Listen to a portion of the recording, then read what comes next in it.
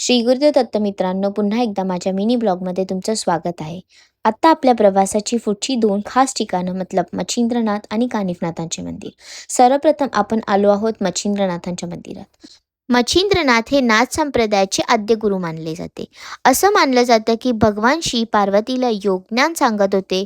हे ज्ञान एका माशाने ऐकले आणि त्या माशातूनच पुढे मच्छिंद्रनाथांचा जन्म झाला. समोर दिसत आहे ती मच्छिंद्रनाथांची म्हणजेच बडेबाबांची संजीवनी समाधी आहे.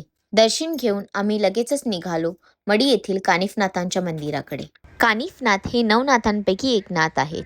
कानिफनाथांचा जन्म हत्तीच्या कानातून झाला म्हणून त्यांचं नाव कानिफनाथ असं आहे. फाल्गुन पंचमीला म्हणजेच रंगपंचमीला मडीला कानिफनाथांची यात्रा भरते. यात्रेला साधारण 10 ते 20 लाख भाविक वेगवेगळ्या राज्यातून येतात. आम्हीही इथे यात्रेच्या दिवशी आलो होतो. सर्वात महत्त्वाचं म्हणजे इथे येणारा प्रत्येक भाविक हा शेतातच राहतो, कारण इथे कोणत्याही प्रकारचे हॉटेल्स या रूम नाही आहे. तुम्ही ही गर्दी बघू शकता. यात्रेच्या दिवशी खूप गर्दी असते. इथे संपूर्ण वातावरण भक्तिमय आणि उत्साहाने भरलेलं आहे. इथेही खूप चांगलं दर्शन झालं. प्रवास इथे संपत नाही, कारण आता पुढचा अनुभव आणखी खास असणार आहे.